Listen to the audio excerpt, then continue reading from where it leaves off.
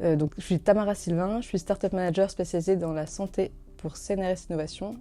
Et CNRS Innovation, c'est la filiale nationale de valorisation du CNRS. Alors, j'accompagne une dizaine de projets de création d'entreprise par an.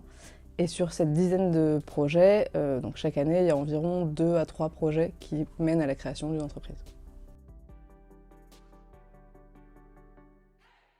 Alors, un projet que j'ai accompagné, c'est un projet qui est porté par 4 personnes, donc 2 chercheurs qui sont renommés dans leur domaine scientifique, et leurs 2 doctorants et post-doctorants.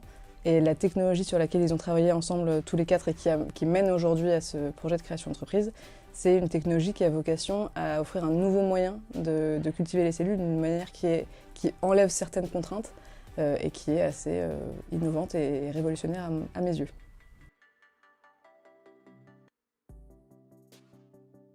Mon rôle dans ce projet-là, c'est de les accompagner à prendre aussi certaines décisions. Pourquoi ? Parce que comme je disais, c'est une technologie qui est assez transverse, qui permet de faire pas mal de choses.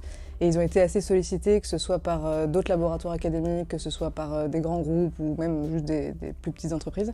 Donc ils avaient des propositions un peu dans tous les sens, qui n'étaient pas forcément en phase avec le développement que eux avaient prévu de faire.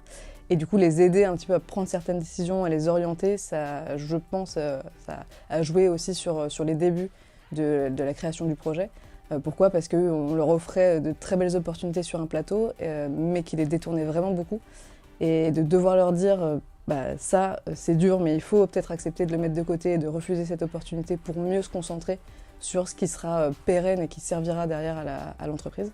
Donc, leur faire comprendre ça, ça a été un peu un challenge, mais ils ont été justement assez à l'écoute et ils ont appliqué ces conseils-là. Et aujourd'hui, je pense qu'ils ne regrettent pas. J'espère en tout cas.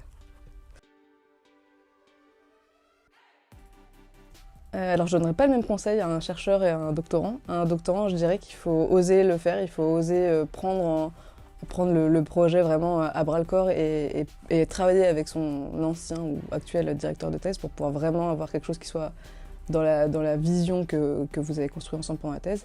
Et un chercheur, je lui dirais qu'il ne faut pas avoir peur d'y aller, parce que c'est pas forcément évident dans le monde académique, c'est pas toujours très bien vu, mais la récompense en vaut la peine, donc vraiment il faut ça.